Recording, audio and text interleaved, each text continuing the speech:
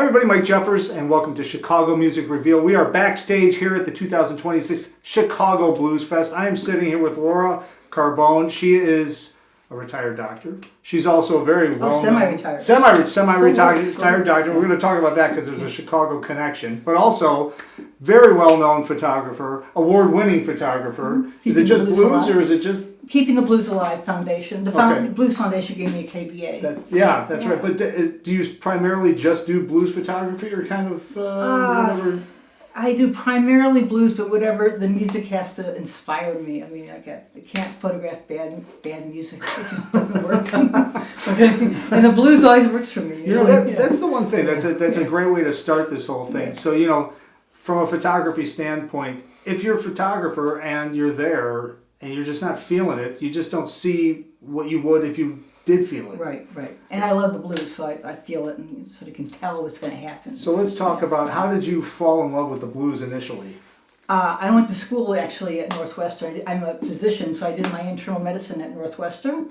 I spent 3 years here, and back in the days of the Giants, it was working basically every third night call. So we would work from one morning, 7 a.m. to 5 p.m. the next day, straight through, no sleep.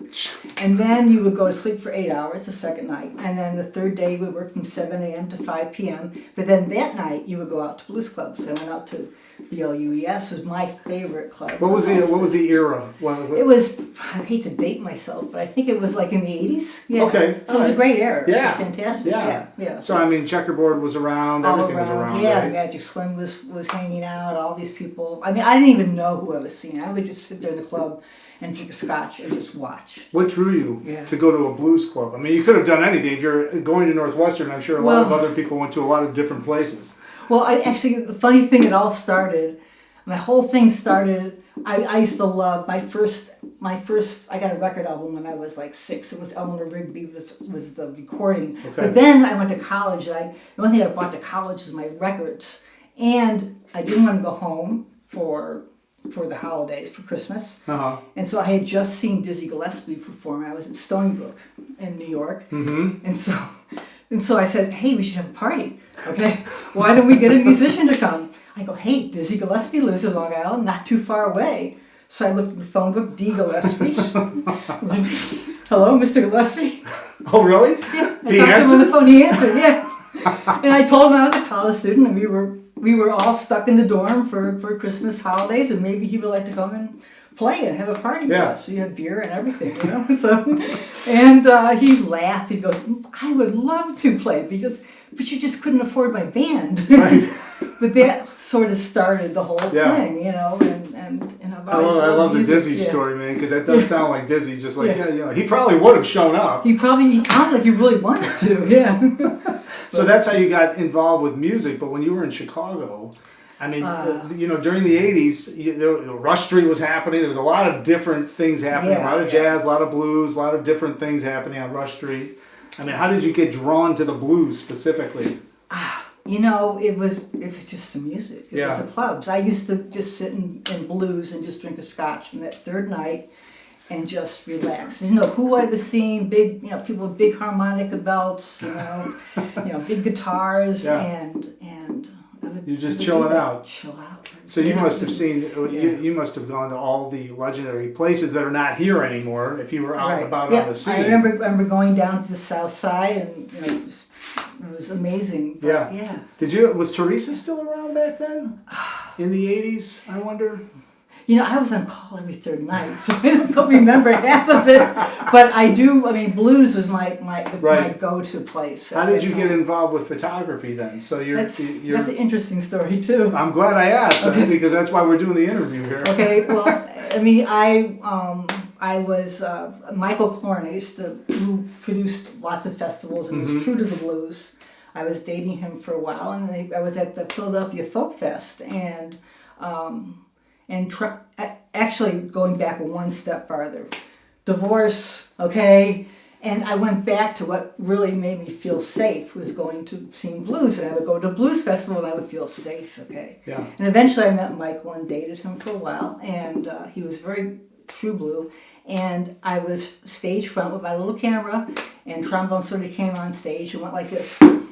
with his two instruments, and I clicked the photo, and a magazine editor was sitting next to me and goes, I want that photo. And they published it, and then Mike Kappus got in touch with me and liked my photos and was very kind, and I was the first person to have all the photos on his website. No kidding. Yeah, back when he was only big, not extraordinarily Right, big. yeah. And he's still kind to me. He still comes up and says hi every time I see him. And he won Horn Player of the Year this year, Blues Music Awards. And so that sort of one thing led to the other, and Mike gave me access for like Mavis, and I got some of my photos in Mavis's documentary, and magazines started picking up. How did you learn, like, because you're sitting probably with an instant camera or something, right? No, just taking a picture? It was like, I always used to get nice, I was a high-grade you were a digital physician. camera. I was a physician, yeah. But, yeah. So you, because, you know, I know my wife's a photographer, so I know it's one thing to take pictures, it's another thing to know how to actually use the camera and really adjust. So what was that learning curve, just like learning on the fly there? Well, with the first festival I went to, I did my yearbook for medical school, so I had to do some photography, and I did a darkroom course, but the first festival I went to was a Vermont Blues Festival, and some photographer came up to me and said, it looks like you really like to do this, and it was Dave Schimach, I think, who was in North Carolina, a great music photographer, and I spent a weekend, he goes, why don't we you can rent me for the weekend, and I'll take you around and show you how to use the camera. Oh, wow. And so wow. I did that. I sort of rented him for a weekend. I sat there and cried half the weekend because of my recent divorce, and then half the weekend I think some knowledge went into my head. And the biggest thing is sort of the monkey thing is where you do all manual settings, and you just sort of look until you get the right, because you can't really be distracted by all the stage lighting and all that. You have to sort of get the lighting right, and also look at the background. The foreground will take care of itself. Is always one of the things, and also get the emotion. And I think also as a female photographer, I'm more conscious of and make sure people look good. You know, it's important. Like a lot of men have like, you know, making sure that they're not, if you're just screaming, they have to be a good-looking scream or whatever. But and and just being more conscious of. What just seeing the ins and outs of what's happening, because you're looking at it from a little bit different perspective probably than some other photographers would be taking photos, right? And even what you said, that you can't really photograph bad music, right? It doesn't inspire you. I know photographers that if the check's right, they'll photograph the worst music ever. It doesn't really matter to them. But it's nice because I know a lot of artists too that like live paint during musicians, during performances. They have to feel it. They have to feel it. It sounds a lot like what you're describing. Right, yeah. So, when you come to big festivals, what do you love better? Big festivals, clubs, intimate settings? First off, Chicago Blues Festival is one of my favorite because it's like going back home. I love it. It's a fantastic stage. When was the last time you were here? I was here last year. Oh, you were? So you come every year almost? On and off, yeah. Okay. A lot of years I've been coming, Yeah. But, with the stage here and then all the artists in all the different areas, I mean, you must be I've been all over. I photographed everywhere from the North Pole, the North, to China, so. Jeez, really? Yeah. You go everywhere. Yeah. Well, you do the blues cruise, don't you? I do. I've been upgraded. I'm now one of the quote official photographers. So it's going to be. What's it like on the blues cruise? The people that are watching this, and you take all these photographers, but you're hanging on that ship for 7 days with all the artists, right? First off, there's several different blues cruises, and I have to put a shout out for the legendary Rhythm and Blues Cruise, because in that boat, especially if you like photographing, they don't restrict you. Any fan can go there right on the stage with their big camera and take photos. Versus other cruises, go unnamed. Okay, they don't let people bring cameras. Oh, really? And the legendary cruise is also very cool because the music goes all night long, the jamming and the mixing and all that. So it's a great place to see like 40 bands in a week and get to really up close and photograph them. And they're hanging out, at the bar or at the restaurants and just sort of being casual. And they're walking around. You get access to 2 them. a.m. in the morning, sitting at the piano bar. It's fantastic. And you're taking pictures. You're taking photos, and you can do that. Right, and the Legendary Cruise, so they're pretty, but they have two official photographers, and your job is to make sure you cover everything. That you get all the artists and all the stages and as well as the audience. So now you won an award recently too, right? So it's the Blues Foundation. It's called Keeping the Blues Alive Award, and they give it to like 5 or 6 people a year, all internationally. And I won it, and it's no longer. It used to be for photography, but it's sort of like for everything that I do. It's just like I do not only photography, but I also do music production, and I also I help give to artists. Like I contribute money and help them out or whatever. And so, well, you've got a foundation that you're. I do. Are you running it, the foundation? Because I know we talked a little bit about Plattsburgh Blues and Jazz. Yeah. PB&J. We played the blues on my little town of Plattsburgh, New York. So because of my connection with being photography and being close on stage, and Michael Cloran, artists would stop by my house and to say, hey, can we do a house concert or a place to stay? And one time the mayor of my town stopped by and said, you should really be bringing this out to town. This is amazing. And so he showed me how to get a nonprofit going, and now I've been doing it for like 12 years. I think I have something like 400 concerts or something. Wow. Lots, anywhere from like little things to big ones. I've had Eric Gale several times. I've been in Kingfish in October. I've had Kenny Neal like 4 times, SIP several times, Curtis Salgado. I mean, pretty much. You look on the stage, Chris Kane I've had. He's coming back again in August. So yeah. How big of a? Shakora is one of my first patients. Is this in a theater, or is this? It could be open? It's anywhere from an 800-seat theater to a club to.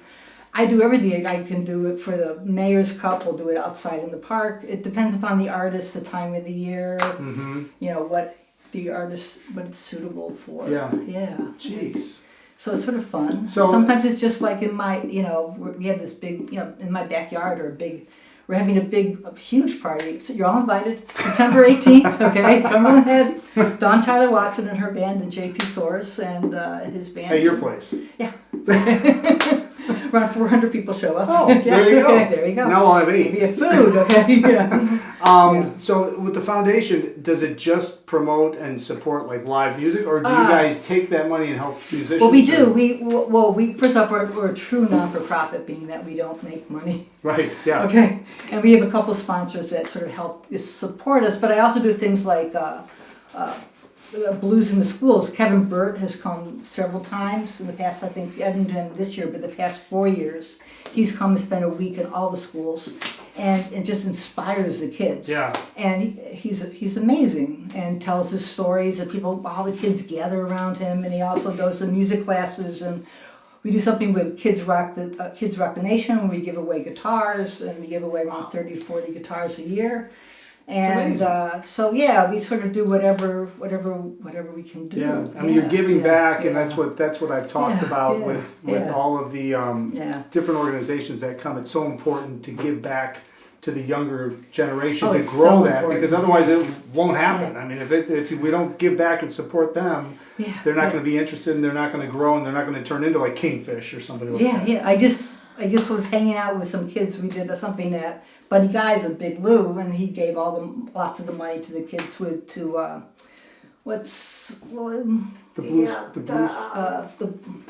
blues camp guy. What's his name? Fernando Jones's kids. And I met a bunch of kids called Sure Enough or Tough Enough or something like that, and I did a photo shoot for them. That's great. Yeah, it was fun, but in the parking lot, and all that. We had a great time. So people can find Plattsburgh Blues Jazz. Blues and Jazz. Bluesandjazz.org. Plattsburghbluesandjazz.org. No, .com. .com. Right, and that's for the concerts. And I don't really have a photography website, but if you go to my Facebook page, it got taken over, but we'll get it back. Well, that happens, but you're on Facebook. And I do magazines. I do an article every month for Blues Matters magazine, beautiful. and I'm actually going to do an article this month on the Chicago Blues Festival. Oh, perfect. So I've done past articles on Chicago. Good. Sorry. So before we wrap this up, tell me a little bit about the Women in the Blues photography exhibit. Yeah, right? well, first off, women are so beautiful to photograph, and plus they're so important to the blues. They really were the original blues singers were women, Right. for the most part. And my friend Lynn Norman Weiss 10 years ago called me up and says, I need some photos. I'm going to do this great exhibit of women Lynn calls me blues. too, and Yeah, every time yeah. Lynn calls, Yeah. there's work involved. That Yeah, all of a that's sudden okay. I'm doing a lot of work. So it sounds like Yeah, no, that's okay. But she does it because it's a good thing. Absolutely. It's amazing. And so I sent her some of my photos and came down to Chicago, and there was a great gallery, and the photos are still being curated and taken around. And it was from, all photographers all over, just notable women. You can just keep adding on because there's always more women on the scene. And she's taking it all over the place. I know she's had it Yeah. in several different galleries in Chicago Yeah. specifically, Yeah. and I think, and she's sitting right over here. I'm just going to ask her. Didn't you do something at Delmark one time too? We did. Yeah. Actually, we were locked in there for a whole year. That's right. Because Yeah, of in the COVID. gallery. It was at the Blues Museum in Memphis. Michael Frank drove some of the women up to Delmark, and then COVID happened, and it was in there for over a year. Yeah. So it was at Delmark in their gallery. That's I right. first met it at a party in Woodstock, remember? And we just sort of connected. It was just great. Well, okay. I'm glad we got that in too because I didn't Okay. want to forget about that. But it's a pleasure talking to you. Well, thank you. Very And nice now, to meet now you. that I know you come up here on a yearly basis, usually, probably, maybe, then we'll have to do this again and we'll catch back up and see what else you're doing the next time you're up here. Thank you. Perfect. And of course, everybody watching, I appreciate everything that we're doing around here and everybody watching. I really appreciate you watching. And of course, all the information is on ChicagoJazz.com, bluesinchicago.com. And until next time, hopefully I will see somebody out on the scene.